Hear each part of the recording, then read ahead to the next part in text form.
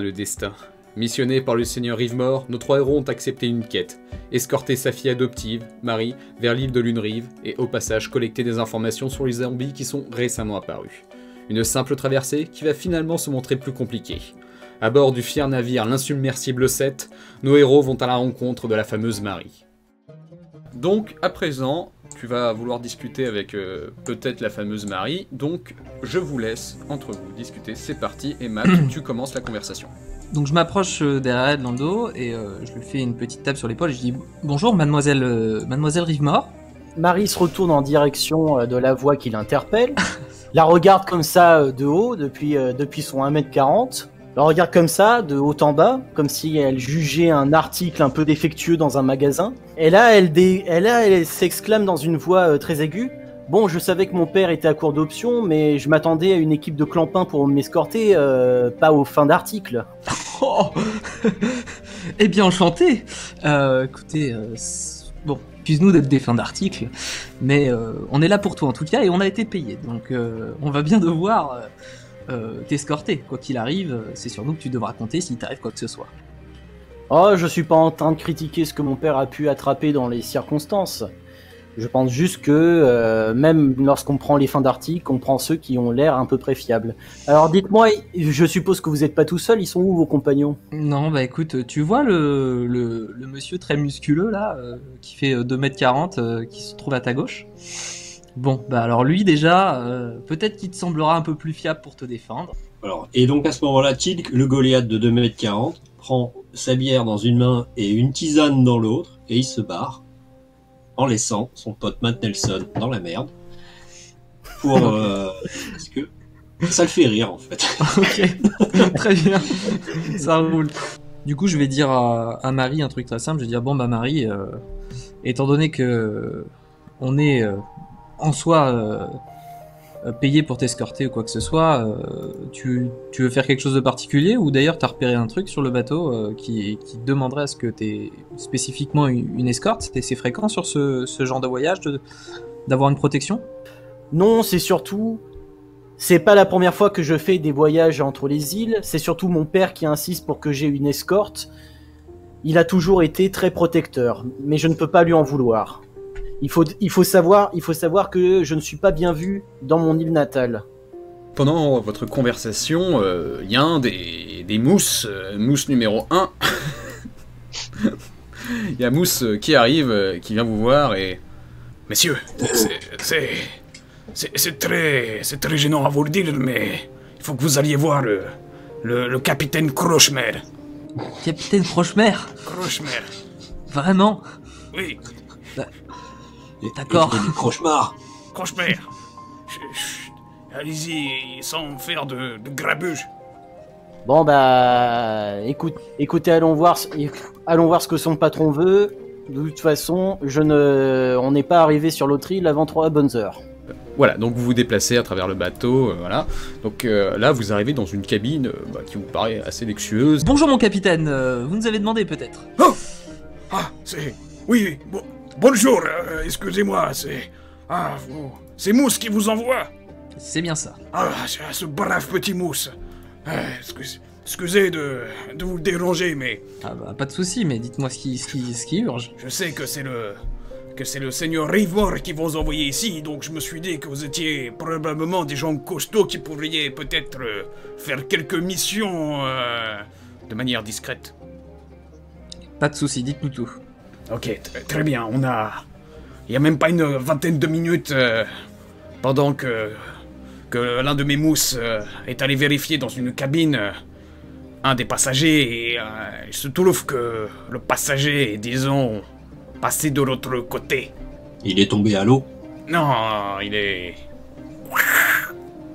Vous avez peur du mot mort, c'est le capitaine? Pas ça, ça porte la poisse. Bon, enfin bon, bref, c'est une véritable boucherie. Au coup de cas, voici la problématique. Il n'est pas sans savoir que les navires, les insubmersibles, ont subi quelques petites problématiques depuis certains temps, et notamment un bateau qui avait échoué il y a pas longtemps, donc... bon voilà, c'est important pour notre réputation de la garder saine et sauf, donc... j'ai besoin que vous alliez dans cette cabine et que vous alliez voir pourquoi ce mec est mort, putain. Vous avez rien vu du tout? Bah, moi je vous le dis ce que le mousse m'a dit. Voilà, il est entré dans la cabine et il a vu un cadavre. C'est dans quelle cabine? C'est la cabine Deluxe numéro 2. Vous pouvez pas louper, ça s'appelle la cabine Ok. coquillage. Cabine coquillage, d'accord.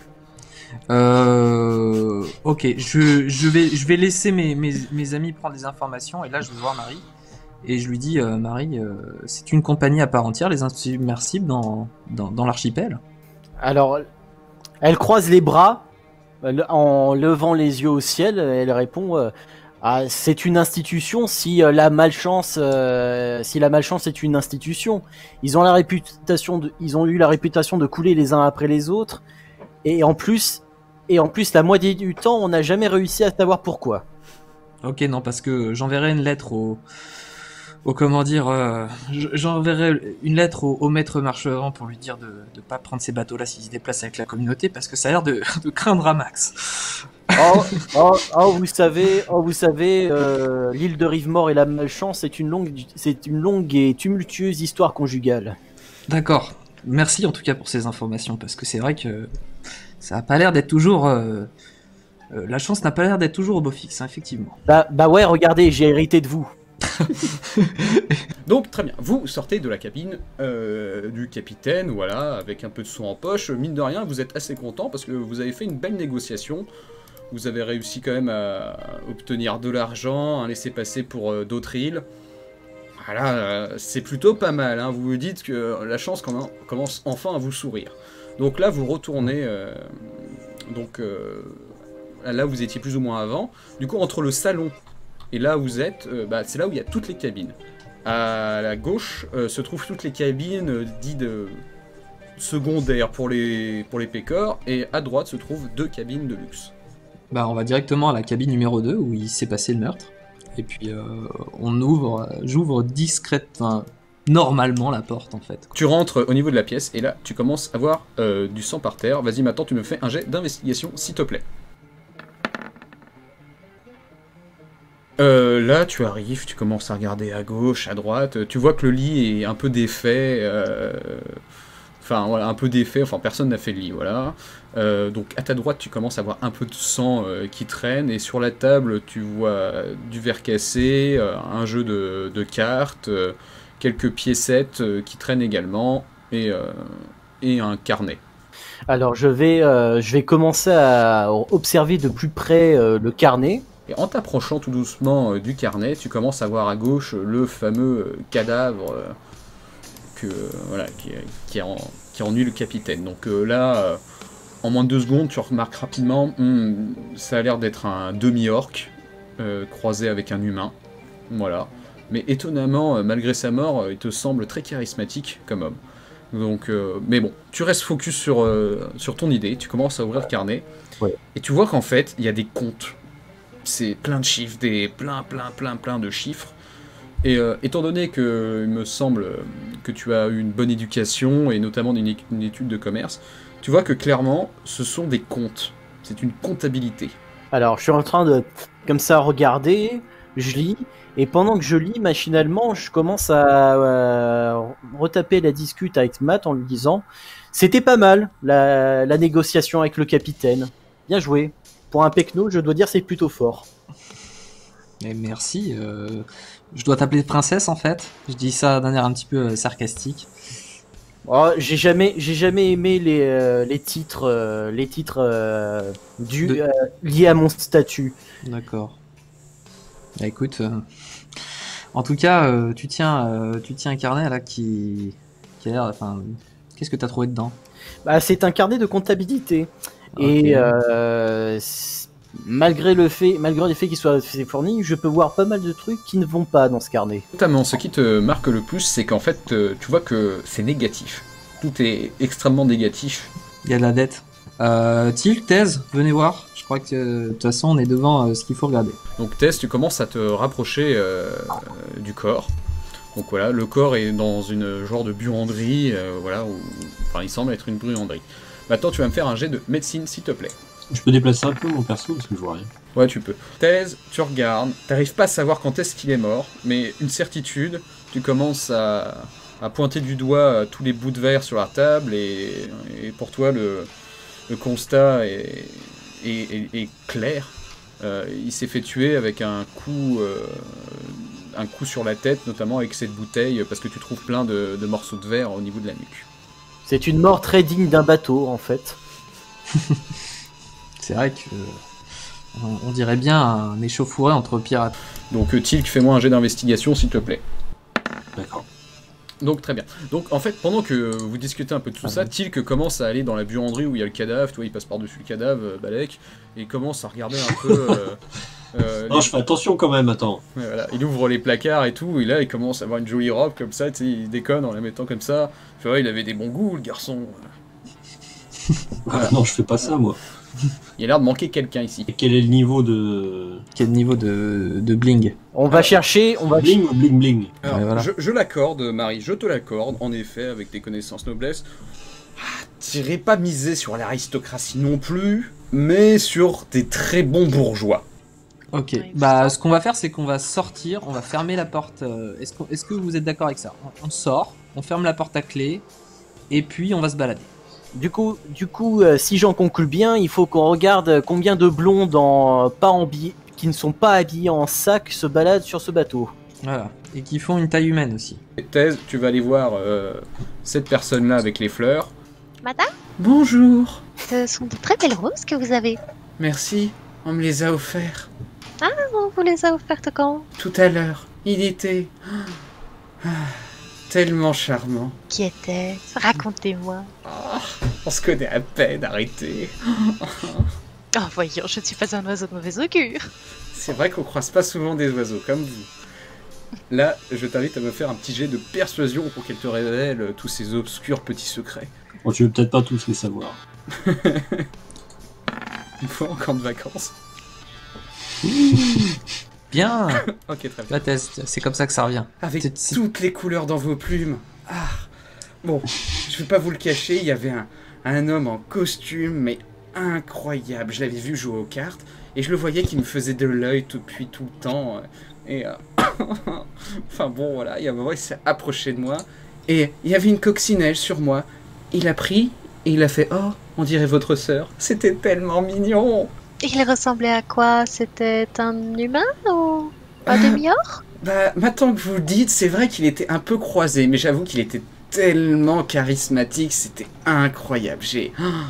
Enfin, bon, rêve, j'ai l'impression d'avoir un petit chevalier qui vient me chercher pour me Mais sortir. il était où, dites donc? En fait, quand je l'ai vu jouer aux cartes, on était parti en bas. Enfin, moi, j'étais allé en bas parce que voilà, je voulais me balader un peu, et voilà, je l'ai croisé en bas, il jouait aux cartes, et après, je suis remonté, et il m'a suivi, c'est là avec la coccinelle, puis après, il est revenu un petit peu après avec ce joli bouquet de fleurs, et il m'a dit dans une heure de peut-être le rejoindre. Oh, je sais pas. Il vous a dit de le rejoindre où, si je peux savoir? Mais dans la chambre qui est juste là, je pouvais pas me louper, il y a un coquillage dessus. Offrez-lui des chrysanthèmes blancs, ça lui fera très plaisir.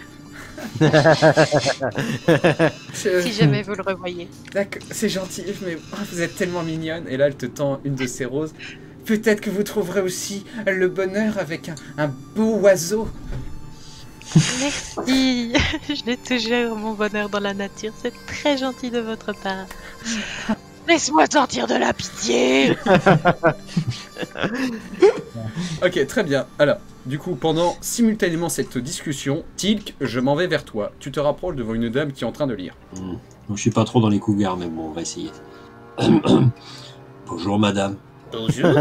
Que voulez-vous, jeune rustre? Excusez-moi de vous déranger, mais je suis à la recherche d'une personne qui est sur ce navire, mais qui... Enfin, je suis à la recherche d'une personne, en fait. Vous êtes à la d'un recherche passager. de vos mots avant tout. Peut-être que vous devriez ouvrir quelques livres, ça pourrait pas vous faire de mal, grande brute. Attends, mais qu'est-ce que tu veux que je réponde à ça, moi? Ok, je vais m'arrêter là, Tilk, t'as l'air de bugger, elle t'a décontenancé. Ouais, mais je sais pas quoi lui répondre. Elle en t'a fait. décontenancé, je vais m'arrêter là avec toi. Tu sens peut-être pris un gros vent et ça t'agace un peu, t'es genre... tu commences à marmonner et voilà. Là maintenant, vous avez littéralement 30 secondes pour venir c'est quoi votre prochaine étape? Vous avez les éléments de tout le monde. Ok, donc Thèse nous a raconté, on a raconté à Thèse et à Til ce qui s'est passé, tout le monde s'est raconté ce qu'il a vu chacun de son côté, on est d'accord? Et moi, j'ai eu des éléments décisifs dans ma discussion. C'est Il faut tuer les vieux? Alors, il y a une idée qui traverse la tête de Marie pendant qu'elle regarde la salle. Elle se dit, mais on n'est pas allé cuisiner le barman. Ah, Le barman là qui est ouvert, là, qui a la peau verte, on dirait Hulk qui transpire. J'aime bien mettre des barman qui respectent les normes d'hygiène. Ouais, je vois ça, ouais. Et ils s'appellent comment tes barman d'habitude? Ils ont tous dans le même nom. Bertrand Ça va les Tavernier. Bertrand. Marie, tu as eu l'idée d'aller voir le tavernier. Tu vas, sans rien dire aux autres, toi, tu vas vite fait aller voir le tavernier. Bonsoir, Et, ma petite dame. Qu'est-ce que je peux vous servir encore? Vous voulez notre shopping? Alors non. Par contre, pour le même prix, et là, elle glisse discrètement les 3 pièces d'argent sur le comptoir. Pour le même prix, j'aimerais avoir un petit renseignement, si ça vous dérange pas, mon bon monsieur. Alors, le tavernier regarde à gauche, à droite. Hop, il pose sa main sur le hop, il prend les pièces. Dites-moi tout, dites-moi tout. Alors, il se trouve que moi et mes compagnons, nous avons été quéris par le capitaine pour régler des petits différends avec les passagers. Est-ce que vous aurez pas remarqué des disputes? Des disputes. Je vais pas vous mentir, j'ai pas creusé beaucoup de disputes. Mais bon, tout ce que je sais, c'est que... y a pas mal de monde maintenant qui traîne en bar.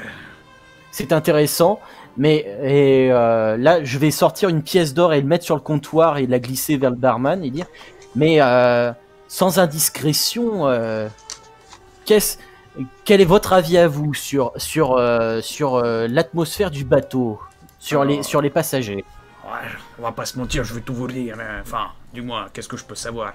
Je sais que juste, il y a une espèce de connard arrogant qui jouait pas mal et je crois qu'il s'est un peu frité avec quelqu'un en bas. Vous aimez parier parce que je vois que vous lâchez des pièces très facilement. Si vous aimez parier en bas, vous allez pouvoir vous faire plaisir. En effet, les jeux d'argent, ça me connaît, surtout quand on a assez d'argent pour se le permettre. Il y a tout ce qu'il vous faut pour vous en bas, je vous assure.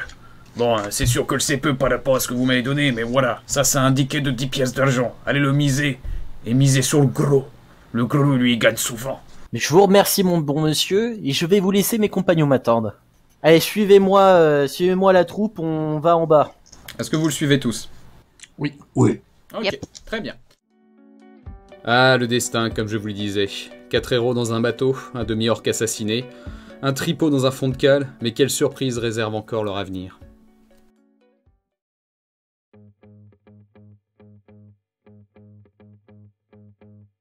Alors, de mon nom d'artiste, je suis Raji, je suis un dessinateur plus ou moins indépendant pour le moment. Et je travaille sur le projet de bande dessinée indépendant Antocrypt avec le youtubeur Gordon de la chaîne Gordon et Murdoch. Et je suis également un fan de longue date de tout ce qui est des univers de roleplay, de RPG, tout ça. J'avais commencé avec les jeux vidéo avec Sword of Mana sur Game Boy Advance. Puis j'ai découvert les produits Game Workshop, Warhammer, Seigneur des Anneaux, et c'est au fur et à mesure, petit à petit. J'avais également un oncle qui nous avait initié à Dungeon Quest, et dans mon souvenir, j'étais assez mauvais. Et c'est au fur et à mesure, j'ai commencé à faire des petits jeux avec des amis du collège, des jeux à l'heure du repas de midi. Il y avait une salle libre qui était à côté de la salle de permanence, qui était ouverte à ceux qui voulaient faire ce genre d'activité ou lire tranquille, sans aller dans la cour de récré avec les autres.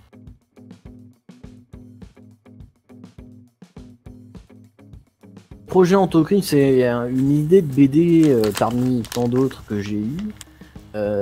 Approchant les 24 ans, sortant de mes études et me rendant compte que mon diplôme ne me permettait pas d'accéder à une école de plus gros niveau sans passer par pas en refaisant tout un cycle, et parce qu'il y a certaines écoles d'art, faut savoir que si tu as un diplôme assez haut, ils peuvent te prendre en cours de cycle sans que tu aies à te taper première, seconde, troisième année, etc. Moi, malheureusement, mon diplôme me le permettait pas, donc je me suis dit, j'ai pas envie de me casser les couilles à chercher un staff alimentaire, donc je me suis dit, je vais me lancer tout de suite dans la BD, plutôt le mieux.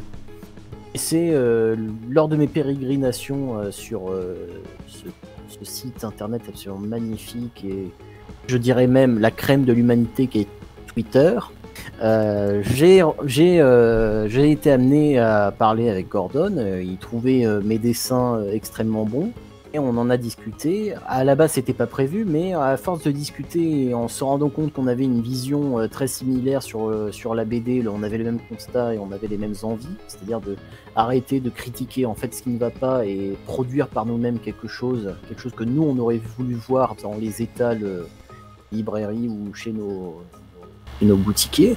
On s'est mis ensemble et depuis on travaille dessus. Donc c'est une BD plutôt science-fiction. Pour faire un résumé très court, c'est dans une terre très lointaine dans le futur où les fourmis et les insectes ont pris le dessus sur l'humanité. C'est-à-dire que les humains ils ont disparu, maintenant c'est les nouvelles espèces évoluées, ce sont les insectes. Et on va suivre les aventures, enfin les mésaventures de fourmis en particulier qui sont nos personnages principaux, une qui va rester dans la grande cité des fourmis et un autre qui va partir dans une mission périlleuse. Et c'est une BD qu'on a voulu vraiment faire en indépendant parce que l'indépendance est gage de liberté créative totale. Ça va pas être une BD pour les enfants, ça c'est sûr, il y aura des thèmes extrêmement durs dans cette bande dessinée qui seront abordés, des thèmes très clivants aussi, donc c'est mieux qu'on le fasse en indépendant.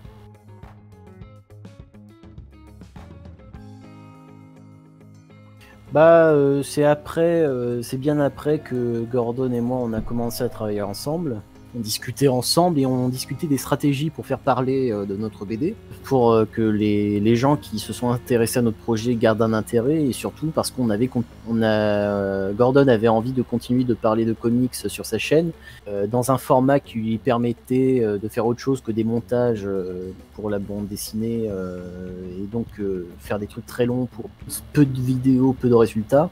Et moi, je trouvais que c'était intéressant de parler d'une manière générale, beaucoup de sujets différents dans la BD, savoir ce que les gens en pensent. Donc on a monté en fait la radio libre un peu comme ça. C'est venu naturellement. Gordon m'avait dit que à l'époque ils avaient déjà une radio libre sur Gordon et Murdoch où c'était très anarchique, on va dire. Donc du coup, on s'est dit, pourquoi pas, ce sera la radio libre Antocrypte, on garde les gens au courant sur l'avancement de la BD.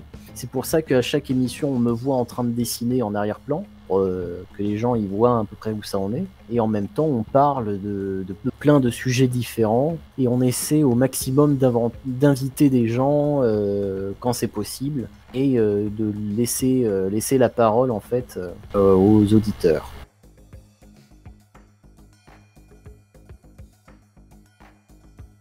Pas précise. Hiver 2021, c'est tout ce qu'on peut donner. Parce que le premier confinement, j'ai été confiné sans mon matos pour continuer à dessiner. Donc je suis passé presque un mois sans avancer sur la BD.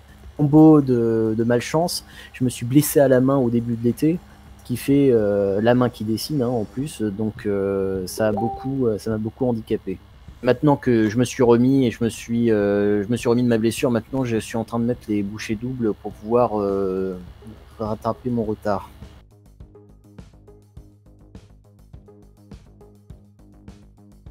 Alors la première réflexion que j'ai eue, c'est que ça me faisait vachement penser à des scénarios de BD que je voyais du temps où je traînais sur Manolo Sanctis. C'est comme Café Salé en fait.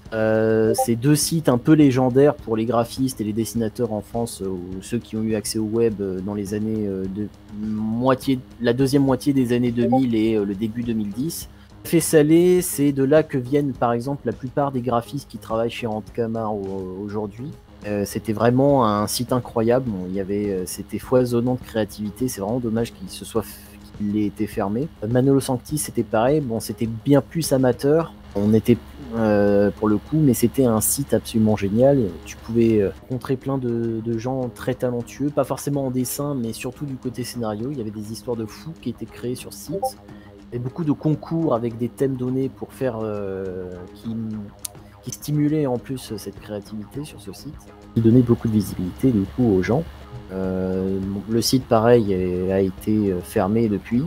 Ça me faisait penser à ce genre d'histoire, et en même temps ça me fait aussi penser à une période chez Soleil, les éditions Soleil, où ils avaient beaucoup d'histoires à peu près similaires, comme les naufragés d'Ithaque, où ce sont des gens qui sont dans une croisière interstellaire, qui se crachent sur une planète qui a l'air plus moyenâgeuse en niveau technologique, et qui essaie de survivre en s'adaptant aux règles de ce monde.